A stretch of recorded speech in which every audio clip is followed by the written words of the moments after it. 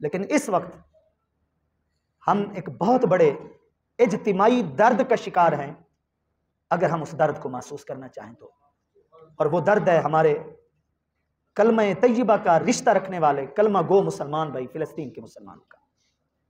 اس وقت وہ جس شدید آزمائش کا شکار ہیں اور مظالم کا شکار ہیں، ہم اللہ سے دعائیں بھی کریں، کرنی بھی چاہیے۔ شرم آتی ہے یہ لفظ بولتے ہوئے کہ دعاؤں کے سوا ہم کاری کیا سکتے ہیں، میں حقیقت کہہ رہا ہوں، شرم ہی آتی ہے اور کیا ہے۔ 2.25 ارب کے قریب مسلمان ہوں اور وہ صرف دعاؤں پہ گزارا کرے اور کچھ بھی نہ کر سکے تو پھر شرم نہیں آتی تو کیا آتی۔ لیکن اتنا بھی کہنا پڑتا ہے، کیونکہ اگر ایک شخص ان کے حالات سے واقف بھی نہیں ہے کہ کیا گزر رہی ہے اس وقت، اور ان کے لیے دعا کے لیے بھی ہاتھ اٹھا نہیں سکتا، واقف جب نہیں ہے، اپنا کاروبار اپنے معاملات ہمیں اتنا مصروف کر گیا کہ ہمیں پتہ نہیں ہے کہ ایک رشتہ جو سب سے قیمتی رشتہ ہے وہ تو یہی کلمے اور ایمان کا رشتہ ہے۔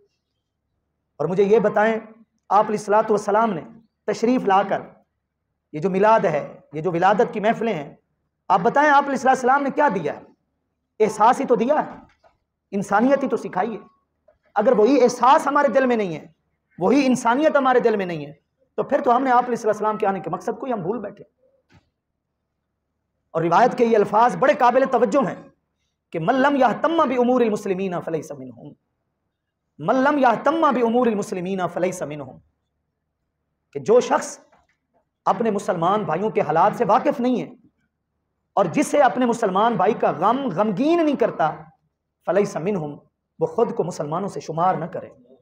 اس سے بڑی کوئی وعید بتائے، اس سے بڑی کوئی ناراضگی ہو سکتی ہے کہ جسے اپنی فکر ہے، بس اسے اپنے مسلمان بھائی کے حال کی کوئی فکر نہیں ہے، وہ خود کو مسلمان کیوں سمجھے بیٹھا ہے، وہ نہ سمجھے اپنے آپ کو مسلمان، یعنی وہ مسلمان ہے لیکن کامل مسلمان نہیں ہے، جیسا اس کو ہونا چاہیے یا مسلمان ہونے کا جو تقاضا ہے وہ پورا نہیں کر رہا۔ 3 مساجد ہمارے ایمان کی جان ہیں، نمبر 1 مسجد حرام، نمبر 2 مسجد نبوی، اور نمبر 3 مسجد اقصی، جس کا قرآن مجید کے اندر ذکر ہے۔ اور پھر یہ سرزمین شام، اس کا تو ہمارے ہر عقیدے سے تعلق ہے، چاہے انبیاء والا عقیدہ ہے، حضرت ابراہیم، حضرت لوط، حضرت زکریا، حضرت یحییٰ، حضرت مریم سلام اللہ تعالی علیہ مجمعین، ان حضرات کی زندگیاں یہاں پر گزری ہیں، بے شمار ہزاروں انبیاء کی رہائش گاہ یہی فلسطین کی سرزمین ہے، اور ان کی مطلب مرقد مبارک، ان کی قبور مبارکہ وہ بھی یہیں پر ہیں۔ اور آپ علیہ الصلوۃ والسلام نے معراج کے موقع پر 1,24,000 کم و بیش انبیاء کو جو نماز پڑھائی ہے وہ مسجد اقصیٰ کے اندر پڑھائی ہے۔ یہ تھوڑی بات ہے کہ جتنے بھی انبیاء تشریف لے کر آئے سب نے ایک نماز حضور کے پیچھے مسجد اقصیٰ کے اندر کھڑے ہو کر پڑھی ہے، اس سے بڑھ کر مسجد اقصیٰ کا اور مقام کیا ہو سکتا ہے؟ بہت بڑا مقام ہے، لیکن ہمیں پتہ ہی نہیں ہے کہ مسجد اقصیٰ کیا ہے۔ ہمیں اپنے معاملات کا بہت دور دور تک پتہ ہے، لیکن اپنے ایمان کی بنیادوں کو نہیں ہے پتہ۔ یہ تو ایمان کی بنیاد ہے، آپ کو پتہ ہونا چاہیے کہ یہ جو روز حشر، یہ میدان قیامت لگنا ہے، وہ اسی شام کی سرزمین پر لگنا ہے۔ قرآن مجید میں جگہ جگہ بیان ہے کہ یہ ملک شام کی یہ جو سرزمین ہے، اس میں ہم نے برکت بکھیر کے رکھ دی۔ یہ الگ افسوس کہ وہ شام کی سرزمین خود بکھر گئی ہے۔ وہ منیر نیازی صاحب نے کہا تھا کہ کچھ شہر دے لوگ بھی ظالم سنت، کچھ سانو مرن دا شوق بھی سی، اس گھر کو آگ لگ گئی گھر کے چراغ سے۔ اگر ہم خود ہی ٹھیک ہوتے، ہمارے اندر کالی بھیڑیں نہ ہوتی، منافق چہرے نہ ہوتے، غیروں میں کہاں دم تھا کہ وہ آ کر ہمارے علاقوں کو اس طرح بکھیر کے رکھ دیتے؟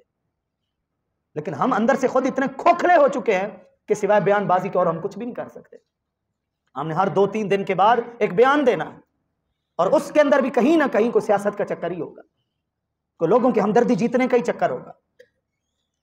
بدگمانی سے ہم بچیں بہرحال، لیکن پھر بھی مسئلے کا حل بیان بازی نہیں ہے۔ اس وقت فلسطین کے مسلمانوں کو بیان بازیوں کی ضرورت نہیں ہے۔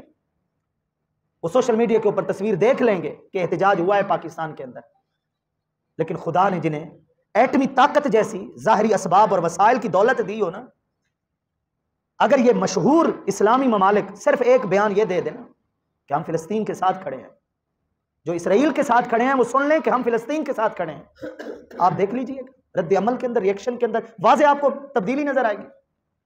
امریکہ نے کتنی دیر لگائی ہے کہ جناب اپنا طیاروں سے بھرا ہوا بیڑا بھیج دیا اسرائیل کے اندر، تو یہ ہماری ایٹمی طاقتیں کس کے لیے ہیں؟ ہمارے اپنے مسلمان بھائی مسلم ممالک پستے رہے اور جناب ہم فخر کیے بیٹھے ہیں کہ ہم ایٹمی طاقت ہے۔ میرا یہ کہنے کا مقصد بھی نہیں ہے کہ یہ طاقتیں اس لیے ہوتی ہیں بھائی ان کو جناب یہ بم سارے پھوڑ دیے جائیں اور لوگوں کو صفحہ ہستی سے مٹا دیے جائے۔ بات یہ ہے کہ آخر یہ نظام ہے کس لیے؟ اگر ہمارے کام ہی نہیں آنا، اپنے مسلمان بھائیوں کے کام بھی نہیں آنا، تو مجھے بتائیے پھر شوبازی کے علاوہ اور کیا چیز ہے؟ تو اس وقت صرف بیان بازی کی ضرورت نہیں ہے۔ میری نظر میں ٹھیک ہے وہ غذا کی قلت کا شکار ہے، غذائی امداد کی ضرورت ہے، لیکن فلسطین کے غیرت مند مسلمانوں کو غیرت مند مسلمانوں کی مدد کی ضرورت ہے۔ غذا کا کیا ہے؟ ہم چیریٹی والے معاملات میں پہلے پیش ہوتے ہیں، بڑھ چڑھ کر ہم امدادی سامان کا ایک طیارہ بھیج دیں گے، کوئی مسئلہ نہیں، یہ اور بات ہے۔ لیکن جس امداد کی انہیں ضرورت ہے وہ یہ ہے کہ ان کے بازو کے ساتھ بازو ملا کر اب کھڑا ہوا جائے۔ لیکن ہماری شریعت، ہمارا دین ہمارے سر آنکھوں پر، ایک عام آدمی جو کسی اسلامی ریاست کے رعایا کا فرد ہے، اس کو یہ اجازت نہیں ہے کہ اپنی ریاست کی سرپرستی کے بغیر خود ہی ایسے کود پڑے۔ یہ ہیں ہماری مجبوریاں ایک عام آدمی کی۔ اللہ ہمارے حکمرانوں کو غیرت ایمانی نصیب فرمائے اور حکمت عملی کے ساتھ، مصلحت کے ساتھ، کسی طریقہ کار کے ساتھ، عالمی حالات کو بھی سامنے رکھتے ہوئے، لیکن اللہ تعالیٰ ان لوگوں کو اتحاد اور اتفاق کی دولت سے نوازے۔ 55 کے قریب اسلامی ممالک ہیں، کوئی چھوٹی بات نہیں ہے۔ اگر یہ سارے اسلامی ممالک اس معاملے میں متحد ہو جائیں تو سامنے والے دشمن کو سمجھ آ جاتی ہے۔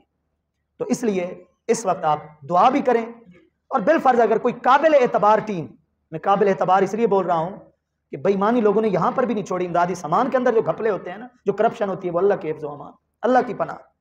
کہاں کہاں ہم نے مطلب ہے اپنا کیا کیا تعارف کروا رکھا ہے کہ باہر سے وہ 2005 میں اکتوبر کا جو زلزلہ، اللہ تعالیٰ معاف فرماوے، وہ جو آیا تھا یہ بالا کوٹ کی طرف، تو اس میں جو بعد میں رپورٹیں سامنے آئی کہ باہر والے لوگوں کی جو امدادیں تھیں وہ کن لوگوں کے گھروں میں چلی گئیں، جہاں جانی تھی وہاں تو نہ گئی۔ تو میں اسی لیے لفظ قابل اعتبار بول رہا ہوں۔ اگر کوئی قابل اعتبار ٹیم ہے جو امدادی سامان لے کر جا رہی ہے، تو ہماری یہ بھی کوشش ہونی چاہیے کہ ہم اپنی جمع پونجی میں سے، اپنے رزق حلال میں سے کچھ نہ کچھ ہم وہ بھی امداد کریں، اور اللہ سے دعا بھی کریں کہ اللہ تعالیٰ ہمارے بھائیوں کو امن نصیب فرمائے اور اسرائیل کے مظالم سے نجات نصیب فرمائے، اور اسلامی ممالک کے سربراہان کو اللہ تعالیٰ اتحاد اور اتفاق